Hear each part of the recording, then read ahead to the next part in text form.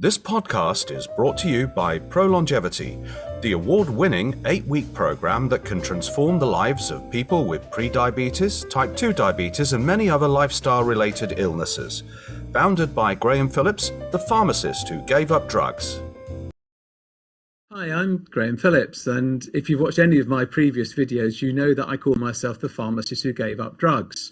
And we've developed this wonderful program where we can prevent or reverse prediabetes, diabetes, heart disease, reduce your risk of cancer and dementia. And that's proven now. But here's the question.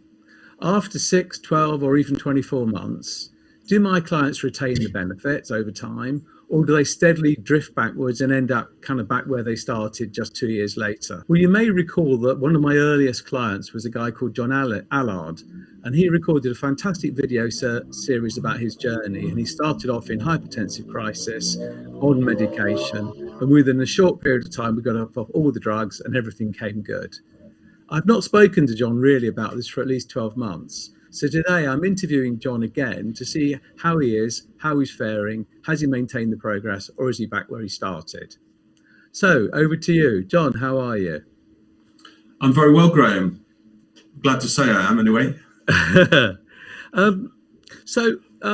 For those of us who haven't seen your story, and I would encourage people to go back and watch your original set of videos. They're quite striking. I think there's a series of 10. Just remind us a little bit about your ProLongevity journey from the start. I think I was a typical middle-aged businessman, so quite oblivious to the damage that was taking place in me. So when I met you, I'd also got a history of working in wellness. So I'd been, if you like, indoctrinated in all the NHS guidelines. So in the 90s, I used to work with a Canadian company on wellness. So I remember when we first met, I had a heated debate with you because you were coming at me with a completely different version of what good health was all about. And so basically, I went on the journey. There were some alarming discoveries early on. And then I was told I was going to need probably a lifetime of drugs to look after me. I think within about 12 weeks, not only had all of the horrible things that were about to hit me been reversed, but I was off the drugs that the doctor said I'd be on for lifetime. And I just checked my blood pressure this morning, and it's well within, I think, tolerance. So you won and the NHS lost. So we all won, right? Yeah. I won in the sense of I proved the point. You won far more importantly in terms of being healthy. And actually, I would argue that the NHS won because instead of providing you with a lifetime of medication, tests and hospitalization, none of those applied. And if you add that up over the next 20, 30, 40 years of your life, we've potentially not only extended your life by 10 years, if we're lucky, we've saved the NHS, who knows, 20, 30 grand. So it's a win-win-win. I can't work out how many wins it is, but it's a lot of wins. Yeah, and actually, I think you saved my life. I mean, I don't say that lightly, but I think there were some very good services from the NHS during the journey that I had on ProLongevity, but there were some god-awful responses. I remember there was a big battle where you were trying to encourage me to go to a GP. I was in denial. I went, and again, this is all recorded in the video. And the GPs, because they're under, and this was at the start of the COVID epidemic, they're under such enormous pressure. They only have 10 minutes. I was pretty much dismissed, but due to being referred again, you kept on saying go to an emergency centre because I really do think you need looking after. The service there was incredible. And I think when you meet a consultant in an emergency centre who says, look, this is so serious, I need you to skip going through A&E and go straight into the cardio ward, you're really right on the line. And I think if I hadn't met you, I'd have gone over the line, and then I don't know what are the odds I'd have survived. I mean, I'm guessing because no one can know. I think you would have probably ended up with a heart attack or a stroke. Yeah. And which, I mean, the trouble with heart attacks is that for most people, the first time they know they've got a heart problem is when they have a heart attack, which is all very well, but on a third of occasions, first time heart attacks kill you. So it's kind of a bit late to work it all out. Even if you do, which, okay, 2/3 of people do, damage is done and you can't fully reverse it. So, you know, we know that because we had your calcium checked, and we know that you're in good shape. But we're kind of getting ahead of ourselves because, as you mentioned, our first meeting was a little bit me trying to convince you of a new paradigm where you had been steeped in the old one. So what was it actually that convinced you to start on the ProLongevity journey in the first place, given you had this history in health and you didn't really accept the premise of what I was saying? I think that when you told me that you'd seen a lot of people and there were signs that you could see that were not good, I don't know if it was bloodshot eyes or whatever, but you asked me a question which was quite pointed, but it was, you know, do you have grandchildren? I said yes. And you said, do you want to see them grow up? I said, I do. And it's when somebody challenges your general outlook in that way, and you know, you as a professional, I've learned to respect you from having had several conversations. And if you're saying there are some warning signs there, it's like a risk. It's like somebody saying that investment that you've just made, there's a warning the company might go into liquidation. So what do? You pull the money out. So I kind of jumped in at that point. Very much so. And as you said, it was just as well we did, because we discovered that right at the start you're in hypertensive crisis. And my first duty to my clients is not to convince them of the validity of my program, it's to safety net them. And in your case, I knew that at least I was confident I could help, but I also knew that it would take time, and I didn't feel you had time. Hence, to your somewhat, you know, resistance, I insisted on you getting a blood pressure checked by, first of all, the GP, then the out of hours centre, because I could see that you were in hypertensive crisis with a blood pressure of 200/100, which is, you know, do not pass go, do not collect £200, go and get yourself sorted. But hey ho, here we both are, and as we say, you're off the medication, and blood pressure seems good. And along the way, we had a coronary artery calcium test, and your arteries are not calcified. So, as I think I said to you, you very much dodged the bullet. Yeah. So it was kind of that thought of whether you get to enjoy your grandchildren or not was perhaps the most persuasive thing in joining the program. Yeah. Brilliant. And it is for me, as you know, Karen's, my partner's kids, are starting to produce grandchildren. She's got 3 now. I don't suppose my kids will be that far behind. And I aspire that I'm in my 60s now. I'm physically fitter than I was in my 30s, happier than I was in my 30s. I'm privileged, you know, we're really privileged the life that we lead, and I love it. And I want the more of it that I can ever possibly have. And I want to be able to do everything with my grandchildren that I did with my kids, with the advantage that you can hand them back when you've had enough. And as I say, we've got 3 currently, and I'm sure more will be on the way. And that's the whole premise of the ProLongevity program. It's, you know, in health systems, we talk about your systolic and your diastolic and your HbA1c and your lipids and your cholesterol. Doesn't really mean anything, does it? The question I want asked is, can I live longer and better? And that's kind of what we've got the data, but in the end of the day, the real test isn't can I get my cholesterol down? It's, can I live a longer and healthier life? In other words, increase my health span, not just my lifespan. From a family history perspective, because I have clients where there's no family history, and have clients where all the family's got, you know, fill in the blank, dementia, type 2 diabetes, cancer. Is your family prone to a particular set of these cardiometabolic diseases? Well, both my parents were type 2 diabetics, and my mother was injecting and taking drugs to control it. She died, I think she died in her late 70s. I think she could have lived a lot longer. But I know that she died of an infection in an area that she was injecting herself in. So if she hadn't been injecting, and then a serious infection affected her, she could have probably lived a lot longer. My dad lived into his early 80s, but he lost his eyesight. He was well cared for. He was able to live more than 3 school years and 10, but he lost a lot of his mobility and quality of life. I'm sort of concerned that I don't want to take the same path, and I don't think I am, because both were diagnosed in their 50s.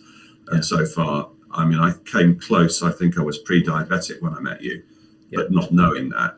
But I could have tripped over to T2, but I don't think there's any danger of me now following their footsteps, because I think I'm on the right path. And I think this is profound, which is, it's not just that with the typical type 2 or any of those other diseases, you foreshorten your life, but it's also quality of life. So, That's right. I'm in my 60s, early 60s now. Our friends are of a similar age, and we're seeing almost 2 sets of friends, almost like 2 separate species. There are those of us who are fit and healthy and energetic and vibrant and really not that different from people in their 40s. So there's another group of us who could easily be 80, and they started to develop, they tend to be more overweight, they're less energetic, they're less vibrant. The kind of mental acuity isn't there, and they're starting to develop one or several of these diseases. So there's not just this kind of 10, 15, 20-year difference in life expectancy. There's also the huge quality of life, because my quality of life is the best I've had in my whole life currently, and I see no reason that that's going to change anytime soon. Whereas for a lot of people, they get to our age, they retire, and their quality of life, just when they've got some time, they've paid their mortgages off, everything is potentially better, because of health issues, they don't really enjoy that quality of life, and it's a troubling existence, and then it becomes, in the end, a bit of a miserable existence, and then what's the point? So yeah, great. I think you're well set not to go down the same path as you described for your parents. So how would you describe your health today as compared with when we first met? Well, I think there's 2 aspects. There's what people make of you externally, and I've had a lot of compliments. I mean, I was at an event working with somebody who was the team. He was quite a mature person, but he asked my age, and he was genuinely shocked that I was 63. I had him guessing. He said 50. I was on my feet on a 12-hour day, working with one of our team with a ton of equipment on my shoulders. Finished the shift as fresh as I could possibly be. I could have worked another 6 or 7 hours if I wanted to.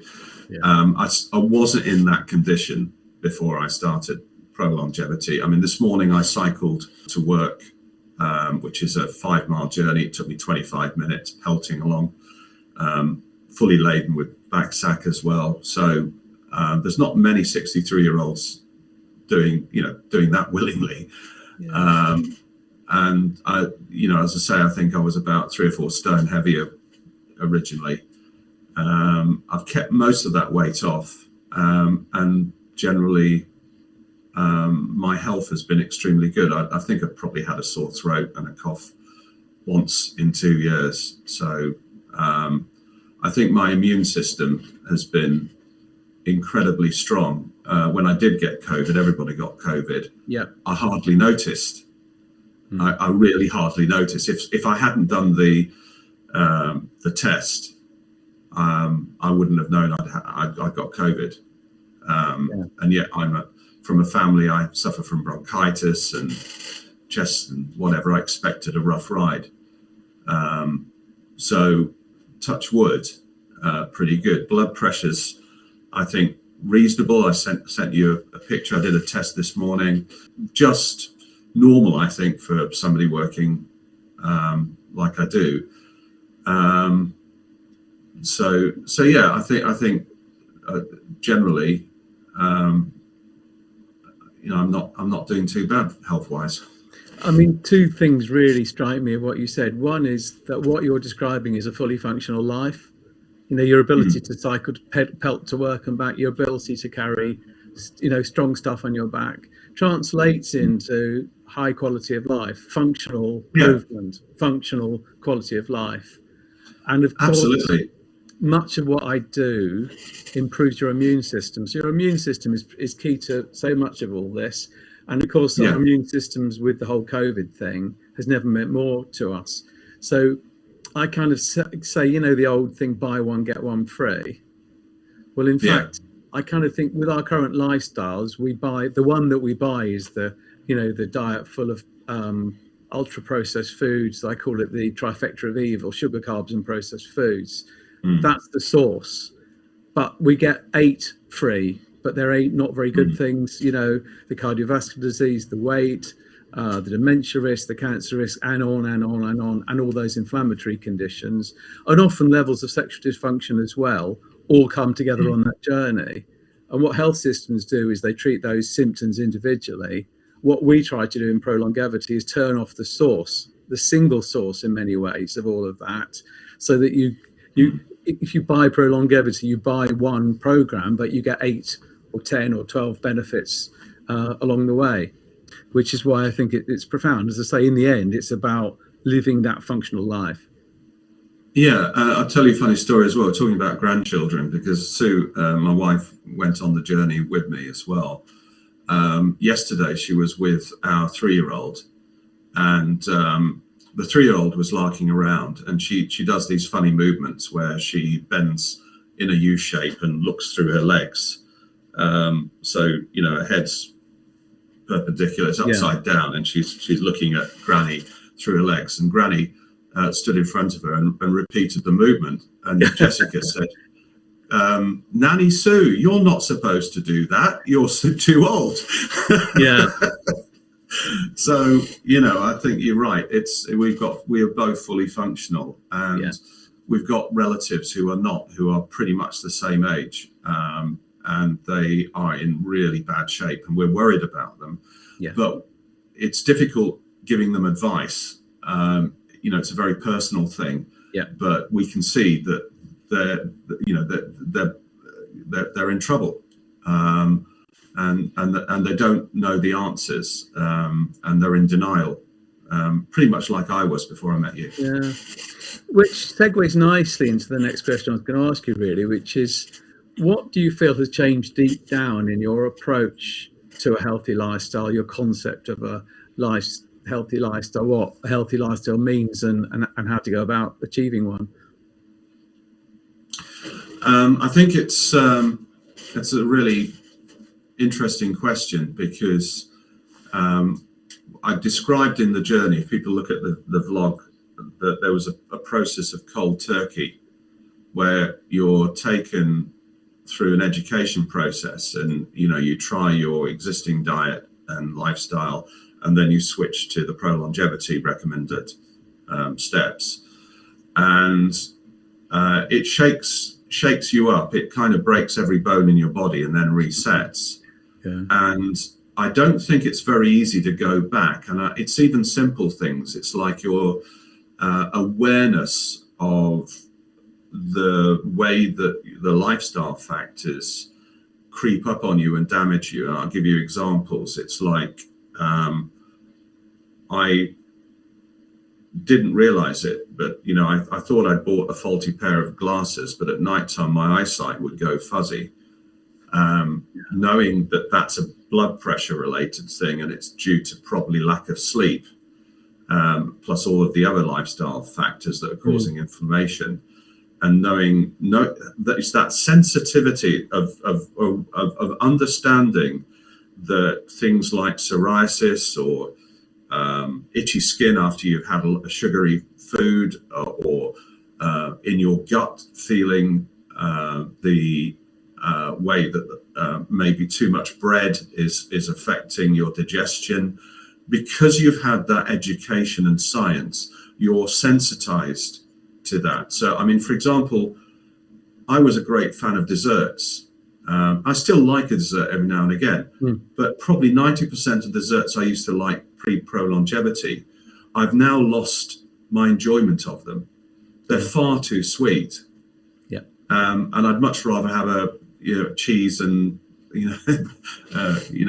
low carb biscuit, or no biscuit at all. Breakfast habits have changed. I wouldn't touch marmalade again.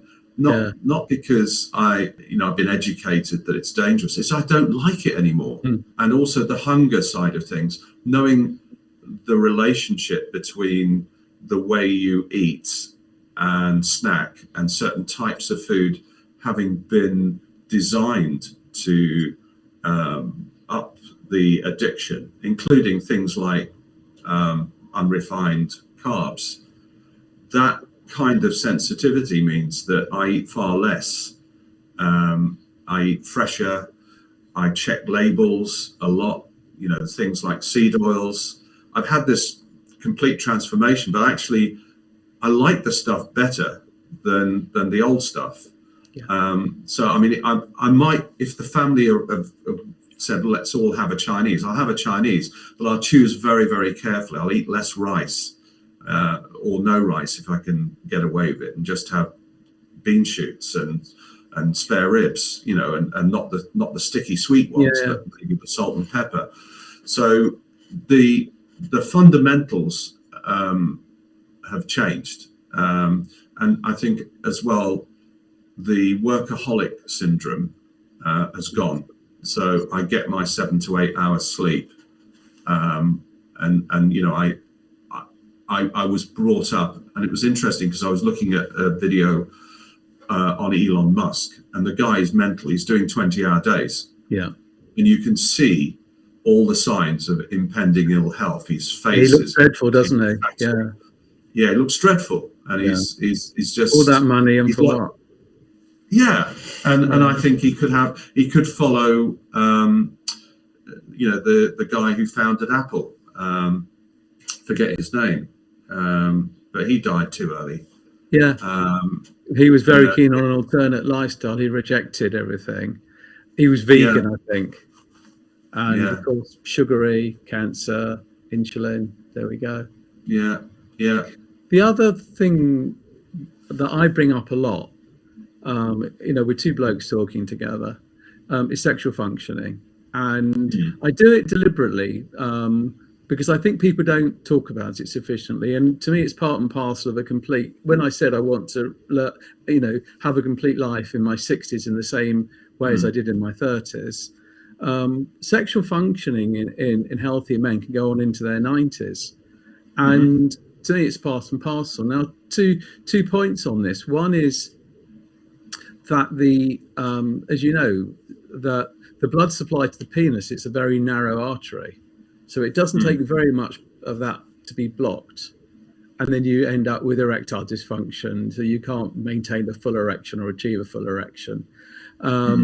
And the other point is that insulin, when you're trying to control your blood sugar all the time, your body ups and ups and ups the insulin in an attempt to control blood sugar. And people don't realize how many different actions insulin has on every cell in the body. And one of the actions of insulin is it's a vasodilator. And obviously, we know that to achieve an effective erection, you need some vasodilatation. And so if the penis becomes resistant to insulin, that vasodilatation doesn't work. And so you can see two areas in which sexual dysfunction will align with metabolic syndrome, diabetes, both perfectly avoidable. And I say this because we see so many men now, and Viagra has been an absolute revolution for older men, and it enables them to achieve sexual satisfaction. But I kind of feel that, again, we're dealing with the symptoms, not the root cause. And for every man who's listening who finds, that their erections are not what they used to be, or they're using Viagra or one of those drugs, just think about what I've just said, and just think whether you think a healthy lifestyle, which could reverse all of that, would be a better result. I certainly see that in clients. So that's vis-a-vis of nothing whatsoever. It's just a bit of a theme of mine. You kind of touched on this. Have any of your previous bad, if that's the word, I don't like you to use bad, but let's, for the sake of a better way of putting it, bad habits resurfaced? Yeah, I think this is part of life is that, you know, there are things that you might find more difficult to give up, or guilty pleasures, but they're far fewer. But I'd say alcohol is an issue for me.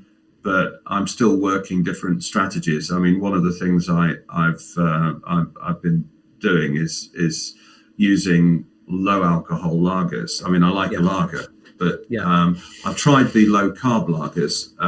They're hard to get. There are one or two very good ones, Michelob, etc. On a hot day, who can refuse someone who's been brought up, on drinking a nice lager? It's one of the pleasures, unless you decided to abstain completely.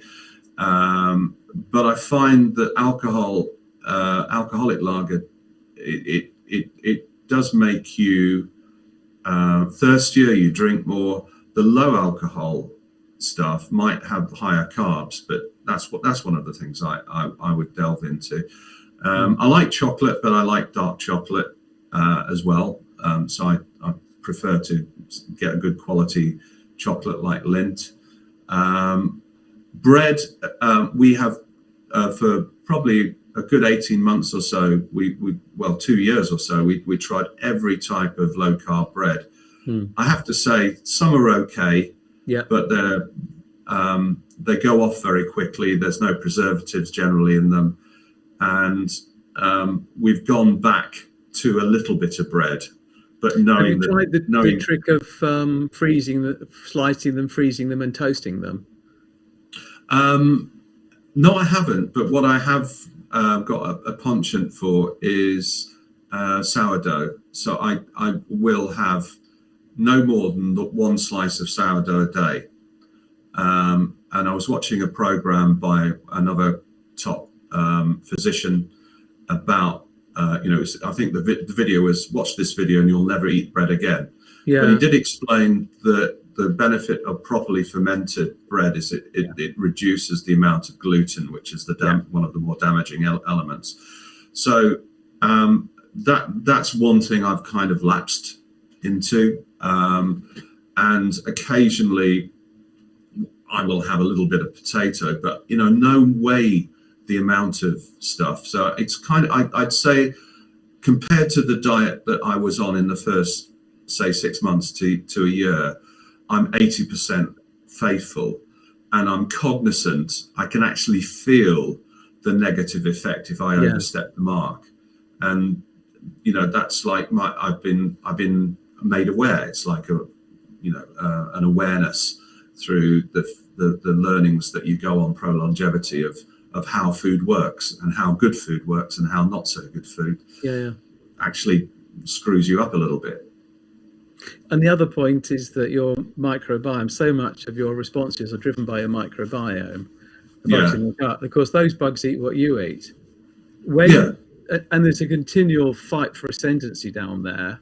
And as you change your diet, you completely remodel your microbiome.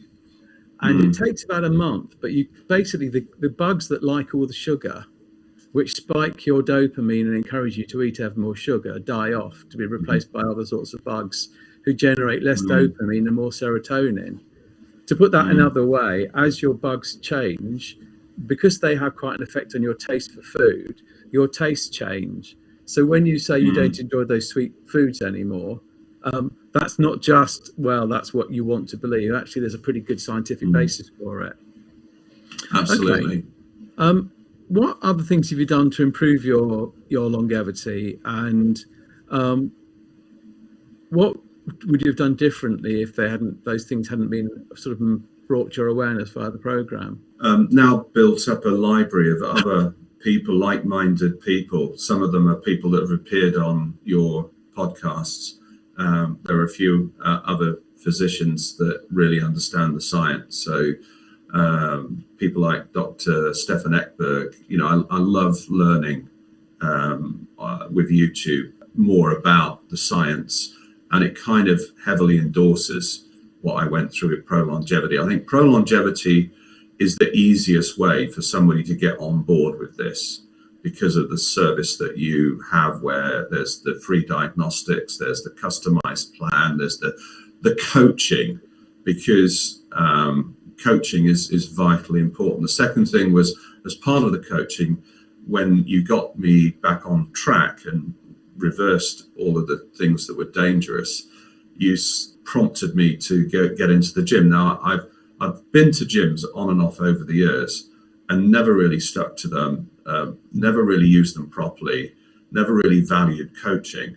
And I've joined a fitness gym, which is quite expensive, but it includes 2 coaching sessions a month. And boy, have they my muscle strength has more than doubled on all the exercises. I mean, they've had me out in the yard, those massive tractor tires, running up and down, shifting those. I couldn't have done that 2 years ago. Yeah. And the thing that you said was, you need to work on your core. So I went to the gym and I said, my health advisor has said, work on the core.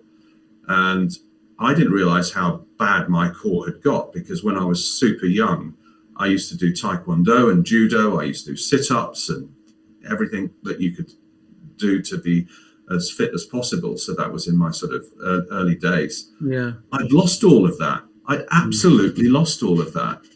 I couldn't do one sit-up. Right. Absolutely gone. But I thought I was fit because I still did quite a bit of cycling, and but you said, you're just doing your legs. The core is important. So the gym has worked on that core element. Brilliant. And last night I did 20 sit-ups, without any assistance.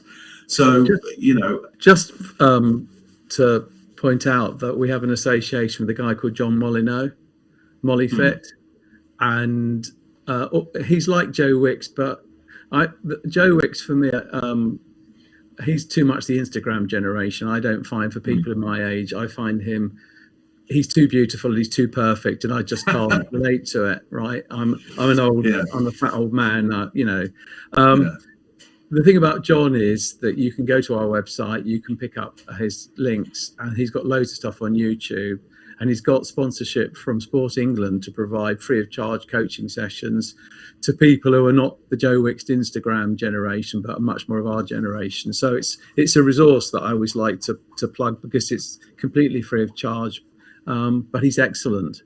Obviously, the program covers a lot of stuff, but it doesn't cover everything, because nothing can be all things to all people. Are there any other resources that you've kind of come across, or other areas that, beyond what we provided, that you found really useful? Well, I've mentioned some of the YouTube doctors. That those are my main areas that I kind of look to. The sort of resources that you need are more to do with the support you have around you. Yeah. And I think we made a decision as a couple, with Sue, to sort of work together on lifestyle change. Yeah. And I think that's the most important resource. I think a lot of people, there's a danger people will come onto ProLongevity on their own. And if you don't have that support around you, and also the wider family. So making my daughters know that we're low carb. When we go there and they do a barbecue, they'll make sure that we're we've got options to look after it. So it's a bit like being somebody who's sensitive to gluten. Make people aware. So that's very important, is to put the support network around you that they, and do a little bit of education to them. so that they know it's actually quite easy to cater for your needs. I think that those are the factors. I think you've got such a profound change that you undergo with ProLongevity that the re-education means you're constantly learning, you're constantly picking up on news stories, but it's also the education of the community that you're in as well. 100%. One community that I always plug is the Public Health Collaboration, which is a health charity founded by some people that I've known for many years, inspirational people like Asimo Malhotra, who's a cardiologist. I call him the crusading cardiologist, GP, David Unwin, and his wife, who's a clinical psychologist, phcuk.org. I've been very proud recently to have been made a trustee. It's an honorary position, but I feel passionate about the organisation. So it's a chance to make a greater contribution. What I would say is it's a fantastic resource. Have a look at that website. There's everything for free, videos, information, evidence. That's a great resource, and a great and friendly, supportive community. So I kind of think we're coming to the end, John, and thank you for your time. One final question, really. What concerns you most, as you sort of continue in your, hopefully, your ProLongevity journey? What are your greatest concerns about your ability to maintain this and continue to live a long and healthy life? I think that my biggest concern is trying to be continually vigilant about the misinformation about food, because the battle that yourself and Dr. Malhotra have is with Big Pharma and Big Food. So they have massive marketing budgets, and the ability to spin food as packed with multivitamins, and I think it's called health washing food. So it's actually not healthy. So, and I've watched some of the videos you've done on Slim Fast, etc. So I get told off by Sue every now and again. I go and buy something I think is healthy, and she looks at it and said, "No, do you realise?" Full of seed oil. Look at the label, and hidden calories. So the thing that really concerns me is that the world we live in, we're outgunned completely by the big food world, and I think even if people don't go on ProLongevity, they need to really start to understand the way that there is. I wouldn't call it quite a conspiracy theory, but a lot of the advice that is dished out both in the UK and America has gone well past its shelf life, and that there's a whole new era of science and medicine which ProLongevity is part of. So my biggest concern is that the sea change happens faster than it's happening at the moment. It is happening. You can tell it's happening with movements that are beneficial, such as keto, etc.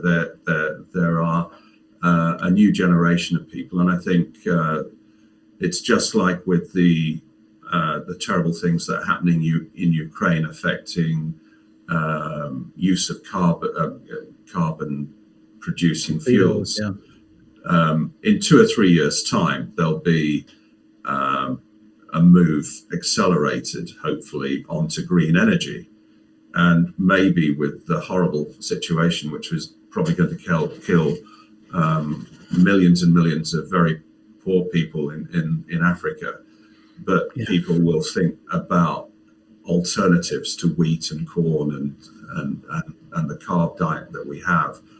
And that actually they don't need it. They can eat far less. I mean, that's one of the things that the world needs to understand is in the Western world, we're wasting an awful lot of food in the diet. So I think there's that every little helps, and you almost feel like in the world that you're in, the old story of rescuing one starfish that's stranded on the beach and throwing it back into the sea. There's better to rescue one than none. I think ProLongevity is in that kind of scenario at the moment, and I just hope people watching this will take my journey seriously and at least give 15 minutes of their time to be listened to by you, and maybe they could avoid the situations that are so common, because I think the biggest issue is that people don't realize how well connected these things are. Yeah. That it's not just about reversing pre-diabetes and type 2 diabetes. Everything else is connected. So, I mean, for example, I was on an FSB business networking virtual meeting yesterday, and one of the ladies, bless her cotton socks, was selling essential oils, and these essential oils could cure anxiety. They could cure skin disease. And you could get free samples. To me, that's witchcraft. It may be palliative. There may be some soothing effect. But it's only treating symptoms, not the cause. And if only I could re-educate people like that to say, actually, you don't need psoriasis or stuff to stop dandruff or itchy skin or anxiety. That anxiety could be related to the diet that you're eating. But we've got a way to go, a real way to go. So I think any people that are out there, if they can spend some time just looking at the studies, the work, the doctors and professors that meet with you on the podcast, hopefully they'll have the beginnings of an awakening, and we just all need to work to that end. Brilliant, John. I think we're probably out of time, or probably over time, so thank you for your time. Yes. Is there anything else that you'd like to add? No, just a big thank you. As I said, you probably saved me from either a stroke or a heart attack or worse. So I keep on thanking you for it. It's a pleasure. Yeah, it's all. Yeah, it's a pleasure to do this. Thank you. They say that the best practitioners learn as much from their patients as their patients learn from them, and I absolutely adhere to that strategy. And I've learned a great deal from John, particularly so because he was an early client in my journey. And I can tell you what I see in John today is so much more satisfying than I ever saw with, plugging even more medication into people, which is what we inevitably do in our pharmacies and in our health systems.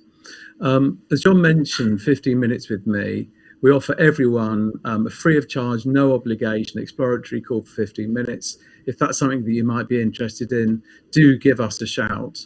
And also, I would encourage you to watch John's original journey, because I think it is quite profound. I mean, I still look back at it and I review it with clients from time to time. And I'm kind of shocked and amazed in equal measure by what we found and how quickly John improved. And that is what inspires me to keep doing what I'm doing. You'd be very welcome to come and join us on the journey. Have a look at the Facebook group, look at our YouTubes. And if you think it might be of interest, book yourself a free discovery call, and see you on the next one.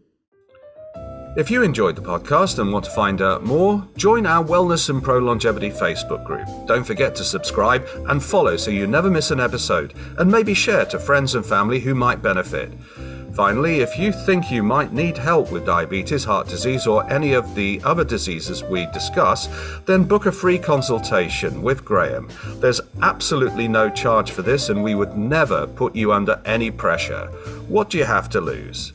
Bye for now, and see you for the next episode.